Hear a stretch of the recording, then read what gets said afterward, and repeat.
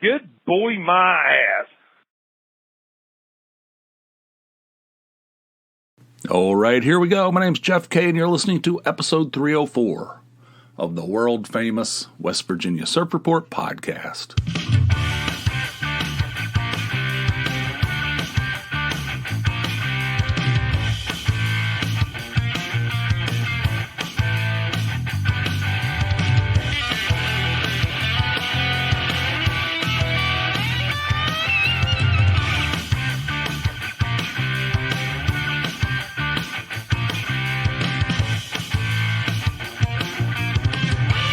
Hello, world. And we're back broadcasting once again from deep underneath a nondescript home in suburban Pennsylvania. Thank you guys for tuning in, and thanks for listening and streaming, and I don't know, is there any other options?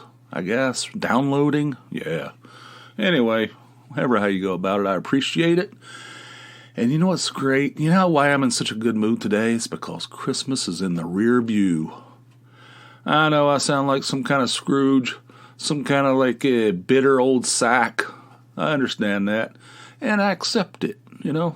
But I don't, at this point in my life, and I hope I can someday recapture the Christmas spirit. I hope I can do that. Right now, mister, in the last long time, I just can't wait to get it over with and behind us. And that's where we're at. So it's the day after Christmas as I record this. Tony's already stripped down the Christmas tree. All the decorations are back in the totes. The only thing left is me to take them down to the basement. Everything's done. Within a couple of hours, there will be no evidence, other than a table full of cookies and candy and stuff. And I have no problem with that. That's one of the best things about it. But other than that, there's no sign that there was ever a Christmas in this house. Get that shit in the rear view.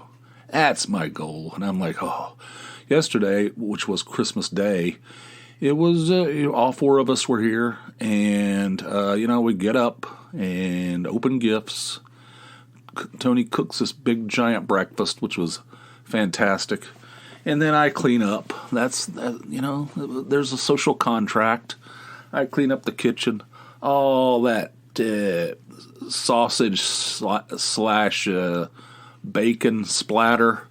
It's not fun. It's not fun to clean up after such a feeding. But anyway, and then there's just like this big expanse of time. Just drags on, and all four of us. It's cold. It's so cold. It's this Arctic blast. I don't know what they're calling it. Are they calling it a cyclone bomb or something? Or a bomb. What is it called? What are these assholes calling this thing? A bomb cyclone? What the hell? Never heard of this phrase before in my life. But anyway, the whole, like most of the country, I guess, is getting just blasted.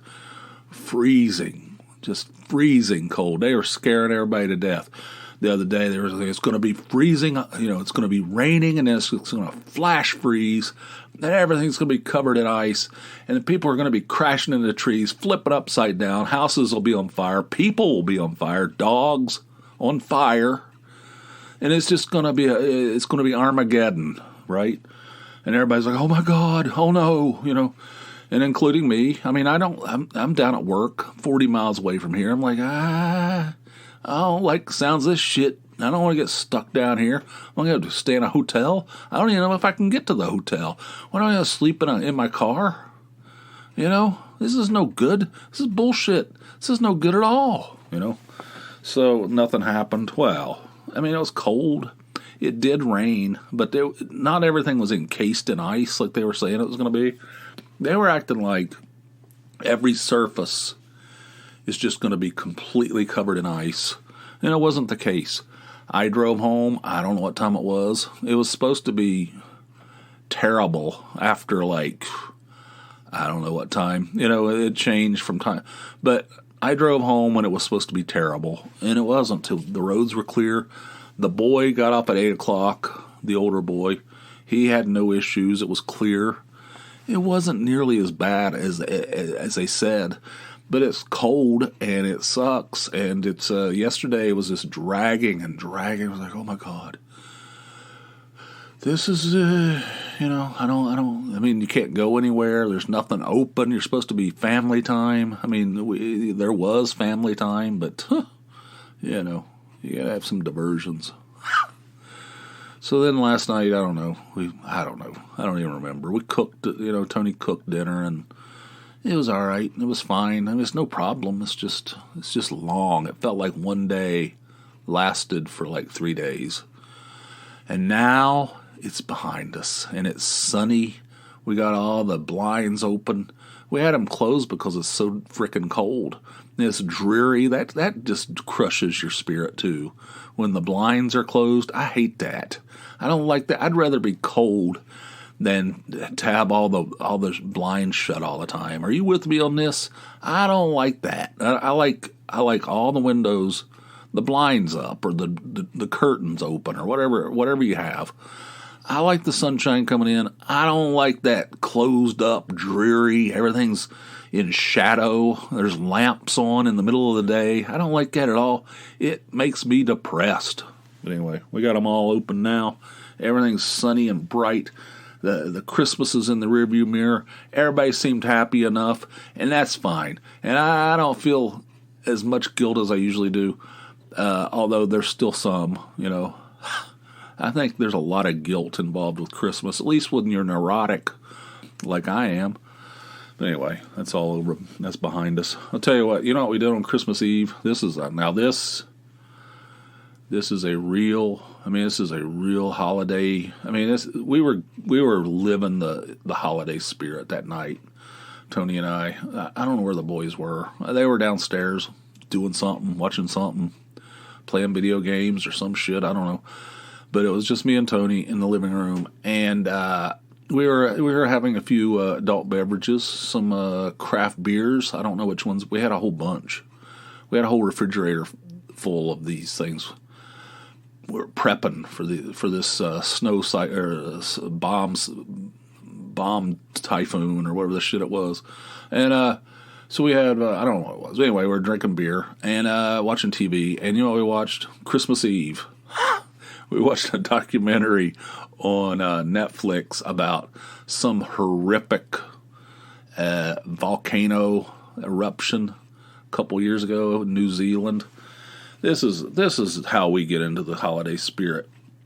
It's this active volcano out on an island off of New Zealand. They were running tourist boats out there you could walk around this island. And there's this open crater with it always had like blue water in it, and it was an active volcano, and like steam was coming out of it all the time. And they would run these charter, you could buy a ticket and take the boat out there and walk around, right? I guess for years and years. So there was this. It was in 2019, I believe. This is a documentary on Netflix. It's brand new. It was one day, instead of the water being blue, it was white. And they were like, why is the water not the brilliant blue that it usually is? So, well, there's a little bit more volcanic activity than normal, but, it's not any danger or anything. It's just, it's constantly in flux. Everything's, everything's changing all the time, But so there's all this cell phone footage of all these tourists out there on this island, and you can guess what happened. The thing erupted while there's a bunch of tourists on the thing on the island, and people are like, "Oh, look at that!" There's like all this footage of these people. Look at that! Oh my God! They're filming it, right? The thing's like these big black clouds shooting out of the thing. And you know what happened next? That's right. A scalding hot 200 degrees mist, like a fog. It was like a 200 degrees mist just engulfed everybody and just baked everybody alive. It was just like they were like roasting in the oven, and they were. I mean, it just like people's. People were out there like, "Ooh, look at that! Oh man, wait till I put this on Instagram. Oh shit, my skin's off." So everybody's like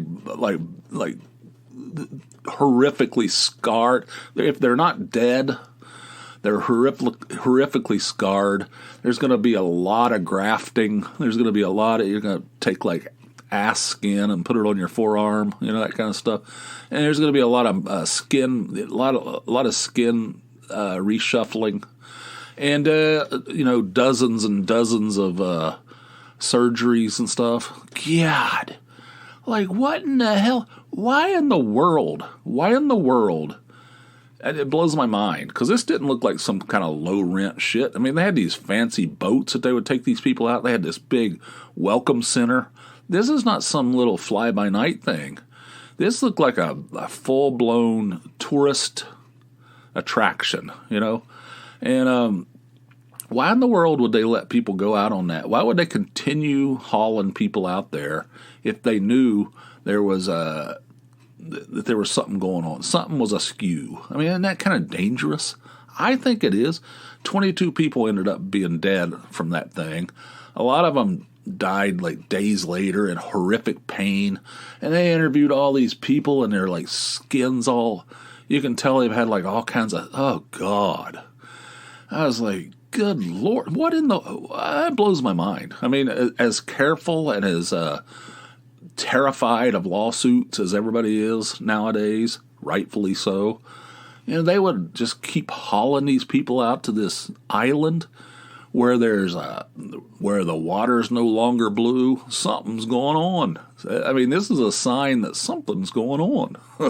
And something did go on. You get engulfed in a 200-degree mist, and so your day's ruined, Yeah, 22 dead. Everybody on that island, except for one guy. There was this kid that saw this shit coming, and for some reason he just knew in the back of his mind he better get away from this. All the other ones are going, look at this. Wait till I put this on the book, on the Facebook. I can't wait. This is good, man. This is going to get a bunch of likes. Oh my God. But this one kid, he looked like he was a teenager. I don't know how old, like maybe like 15, 16. He was like, I got to get away from this mist. Or this rolling ball of death, and he went sprinting down to the shore, and just did a cannonball into the ocean, and he stayed underwater. He'd stay underwater as long as he could, and then he'd come up and get some more air and go back underwater for a while, and just did that over and over and over again, and then he didn't get hurt at all. He's the only one, I think he was the only one on the island that didn't get either dead. Didn't get dead or horrifically like burned, So this is Christmas Eve. This is how we celebrate. This is what we watch. I was telling Tony, I said, I said, I don't want to be, I don't want to be grotesque, but that probably smelled like Texas Roadhouse out. It probably smelled like Texas Roadhouse out there, like somebody's grilling up some steaks or something.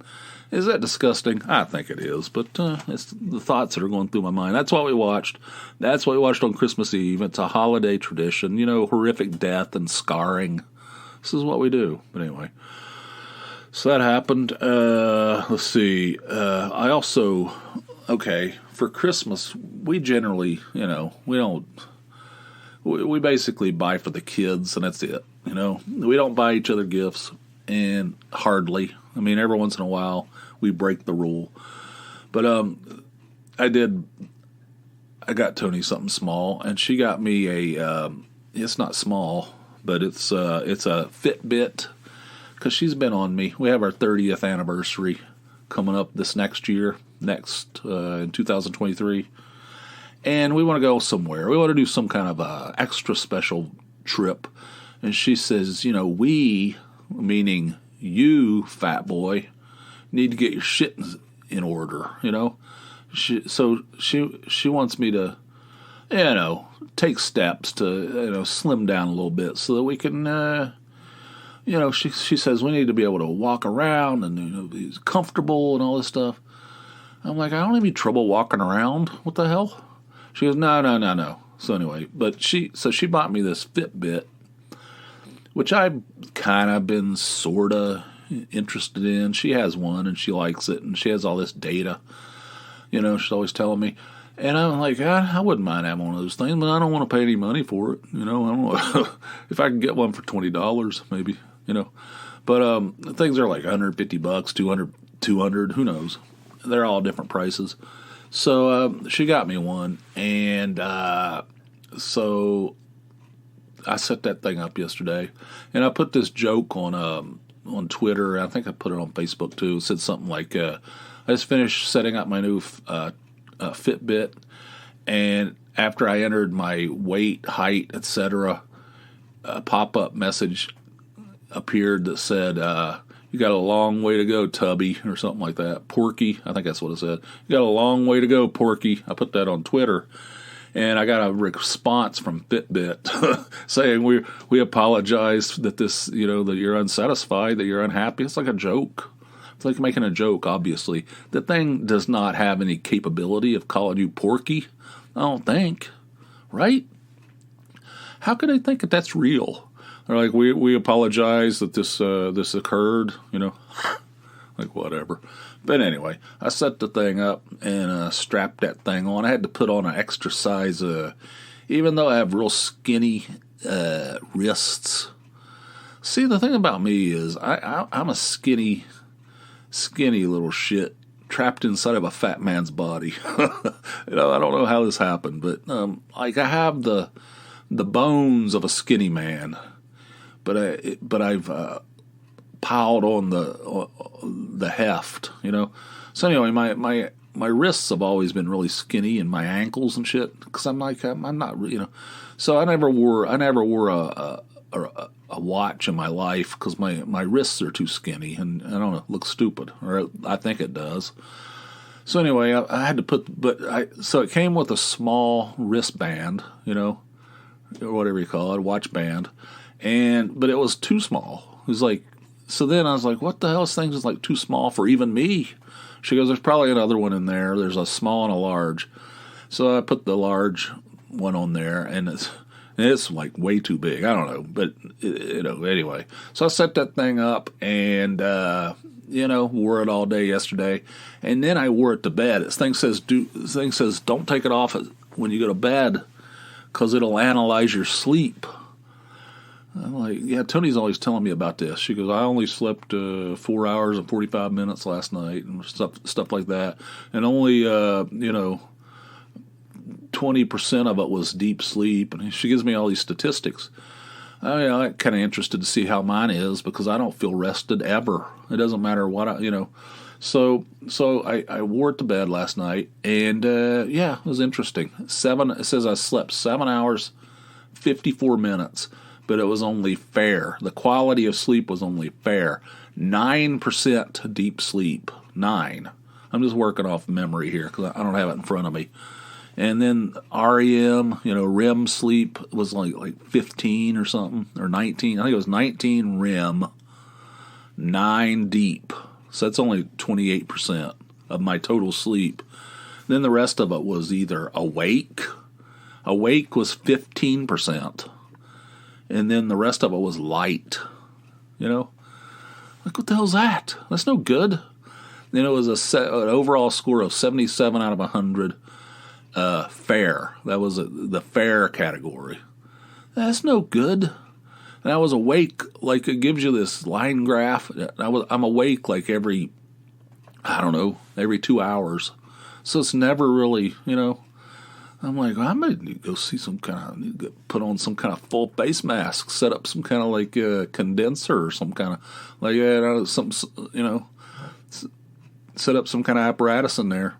You have to pull like a ripcord on it, like starting a lawnmower, and then put a full face mask on and go to bed. I need to do one of those sleep studies, and she goes, I told you, you don't sleep good, you snore, it's a mess, you're like flopping and flipping, it's a disaster, you're a terrible sleeper.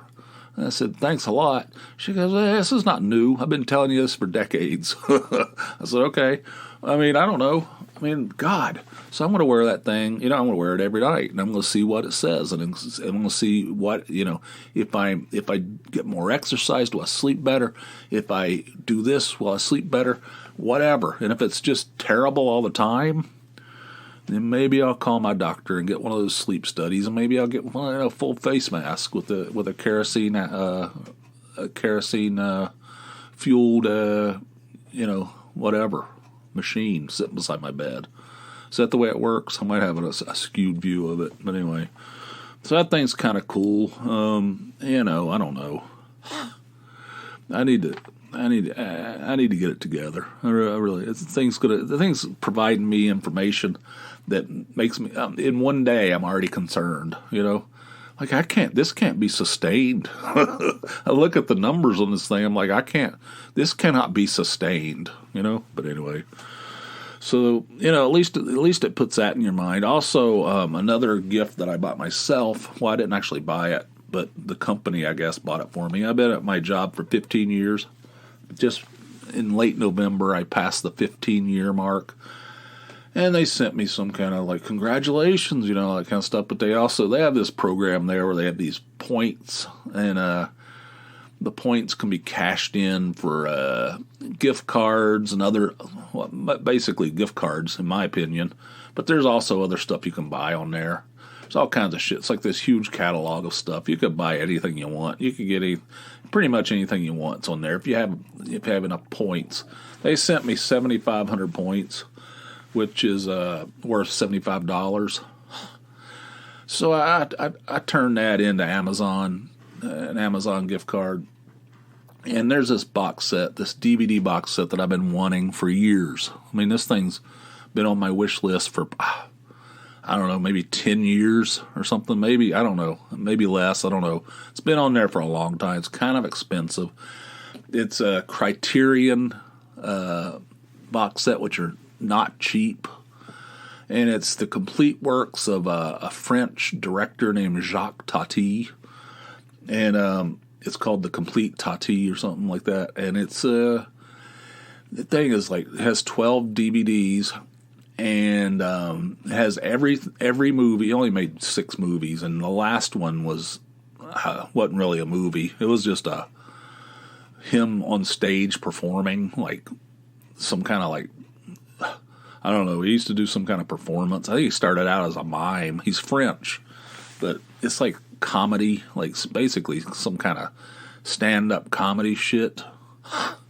But that's not really a movie. But the first 5 are scripted and acted like real traditional movies. They're all hilarious. They're comedies, but they're really smart, and they're almost silent. They remind me of like Buster Keaton. But they're made. I think the first one came out in like 49 or 50, 1949. And then I think that last one was made in the early 70s. I think, I don't remember, but he's gone now. But anyway, so there's 6 movies and then a bunch of shorts. There's a bunch of documentaries about him. There's pretty much anything that you want about Jacques Tati is in this Criterion box set. It's like if you're into this guy, this is it. This is the bunker buster, right? And I wanted it, but the thing's expensive, and I don't know. I don't want to spend that much money on a DVD, in a box set, So I put $75 towards it, and then I paid the difference, and I got it the other day. The thing is fantastic. It's got a book in there. It's got 12 discs. All this extra added material. It's got like different versions, like his second movie, which is Hulo's Holiday. It has the one that you can see. It's actually on HBO Max.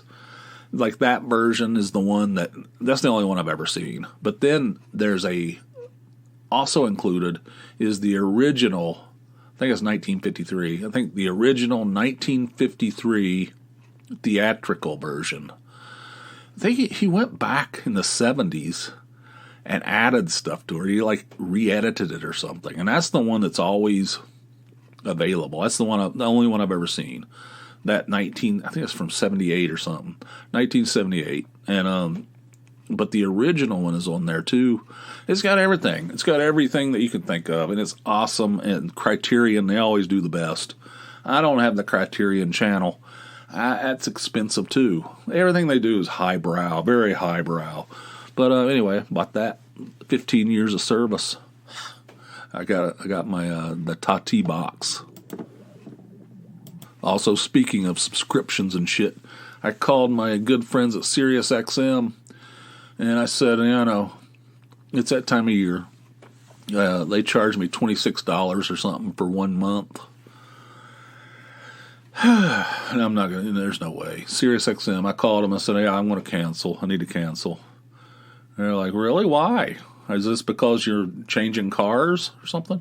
And I said, no, it's because charged me $26 for 1 month. I mean, I like it. I don't like it that much. I'm like, oh, well, I'm sorry to hear that. I'll put you on hold. Okay, how about $6.99 a month? This drops from $26 to $6.99. I probably could have haggled a little bit more and got a better price. I feel like I've been getting it for like $5.99. I feel like I might have overpaid by $1 a month. But I wasn't interested in getting into some kind of like pissing contest with this guy, So I said, yeah, it's fine, whatever. $6.99, that's cool. He goes, that's for a year, and we'll. This is what they did last time too. We'll put your $26 on account, and it'll just pay for. So I never actually paid. You know what I mean? They're putting it on account, and they'll use that until it's gone for my $6.99. So I never actually paid $26 for a month. You know what I mean? They're going to put it on account, start it. Okay. So anyway, I did that again. Every year you have to go through this song and dance with these people. I wonder how many people are actually paying $23 or $26 a month, and there's like they don't even know. I bet it's thousands, millions probably. That's their business model. It's built into their, because they know that most people, or not most, but a good percentage of people will not notice it or not have the frickin' energy to get on the phone and argue with them about it. And it doesn't take too much arguing. I mean, all you have to do is call them and say, I want to cancel. They're like, no. There will be no canceling. How's $6.99 a month? You're like, basically it's not $20 off the price, just like at the top of the conversation. I guarantee you if I said, nah, it's still too, well, how about, let me put you on hold in a second. How about $1 a month? Probably could have got them down. I think they just want subscribers. I think they want, because they have advertisers on there on some of the stations, not all, most of them are ad free, but not all of them. And they're like, they just want, we have, 22 million subscribers or whatever the number is. I have no idea. That's the value. That's where the value is in subscribers. It's not so much the monthly. They make more money off you being a subscriber, I think, than what you're paying them every month. That's my suspicion. But anyway, $6.99, I can live with it. Next time I might try to get them down a little bit more, because I wasn't in any mood to argue with this guy. I said, yeah, it's good. Whatever, let's do it. Let's keep moving. Let's keep moving. Let's gotta get this thing. Gotta get this shit in the rearview mirror too, just like Christmas. So anyway, I put it on my calendar. I am a new convert to Google Calendar. I'm using that shit. I put that on there, and I put it on December 1st. Haggle with SiriusXM, in 2023. So I won't forget this time, and I'll just go on there and, maybe get it down to $5. I think I can get them down to $5, which is a hell of a deal, $60 a year for that. I listen to that every day. There's not a day of my life that I don't listen to SiriusXM. I use the app more than I use the car version. The app is kicking. I stream that here in the bunker all the time, like all the time. There's this thing called what's it called? Indie 1.0. I listen to that shit all the time. That thing's fantastic. That's right up my alley. And then there's Marky Ramone's Punk Rock Blitzkrieg. Those are the two I listen to. And in the car, I listen to the Beatles channel all the time. I don't know why, but the Beatles sound good in the car. And there's other stuff on there I listen to all the time. There's like classic rock channels on there, like classic rewind stuff. I listen to all that stuff, and it's fantastic. $60 a year, I think that's a steal. And even what do I pay? $84. $84 a year. It's a steal. That's what I'm paying. I feel like I'm overpaying. I should have haggled a little bit more. God, I shouldn't even talk about this stuff out loud. Yeah. Anyway, I think that's enough. I got more stuff in here, but I think we're. What is this? Oh, yeah. Next time I'll talk about something. I got something else to talk about, but I think we're at the end of this thing. I hope you guys had a great Christmas. Hope you enjoy it more than I do. I don't know. I hate to be some bitter old bitch. I don't like that. I hate to be negative. I'm not surrounded, but I encounter on a semi-regular basis negative people. It's draining. I mean, it'll suck the whole spirit out of your life, and I don't want to be one of those people. I mean, I know I bitch about stuff, but it's usually, in a joking way. I'm never like just serious about it. Just a dark presence where I'm just bitching about everything. I do it with tongue in cheek, and hopefully it's a little bit better, a little easier to deal with. I don't like constant negativity, and I don't want to be one of those people. But I'm happy to get that shit in the rearview mirror. New Year's Eve, that's fine. I don't have any problem with that. That doesn't cause me any guilt. I don't do anything. I don't do anything except watch TV. I never have. I talked about that in the last episode. I have never, not once, done anything on New Year's Eve. Never have I worn a novelty hat and with a chin strap or any of that stuff. Never in my life. So that's no problem. And then, get through this terrible, bone-chilling, crushing winter, this cyclone bomb or whatever it is, or whatever it is. Is it a cyclone or a typhoon? I can't remember. A bomb cyclone? I never heard of this before in my life. I think this is something that the Weather Channel comes up with. It's like Storm Elliott. Winter Storm Elliott is crushing, We start naming storms.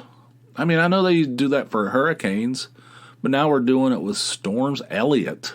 I guess that's what we're living through right now, Elliott. I don't know. Whatever. Anyway, we're at the end of this thing. Hope you guys enjoyed it. If you want 2 of these episodes a week, like the one where I was talking about New Year's Eve at length, which was the previous episode, it's easy to do. Just head on over to Patreon. That's Patreon, patreon.com/Jeff K. Sign up for a $4 or more monthly donation, and you'll get an extra episode every week. Not every month, not every once in a while. That's for suckers. Every week. So do it today if you want to double down on these episodes. It's easy to do. I got it all set up for you. There's a whole infrastructure set up over there. Patreon.com/Jeff K. Also call our number. Now that we're starting a new year, let's get some calls coming in. I know everybody's busy with setting up their trees and drinking their eggnogs and all that stuff. Whatever you guys do out there, I don't know what the hell. But that's behind us now. So let's start calling the hotline. Let's get the ball rolling on this hotline again. The number 570-290-8151.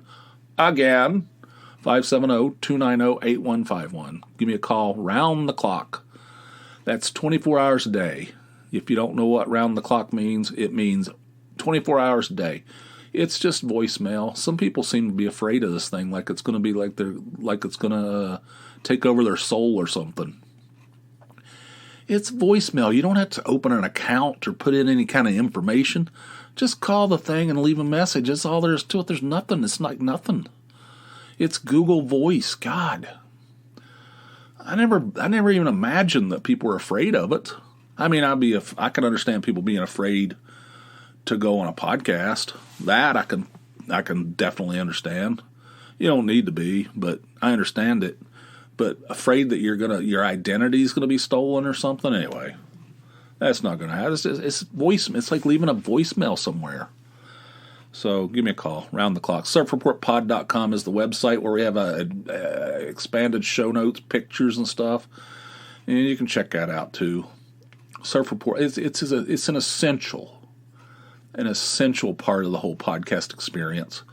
So check that out, SurfReportPod.com. And there's other stuff, but you know what it is. It's all in the show notes. So until next time, which will be over on the Patreon side, I think it's going to be a special episode. It's going to be additional stuff from that episode I did with Zip and Eugene. Some additional material. I told you we recorded like a ton of stuff. It's going to be some of that stuff. So if you're a Patreon, if you're a patron, you'll get to hear it soon. So until then, like I said, which will be over on the Patreon side, you guys have yourselves a fine, fine day. I'll see you. Bye.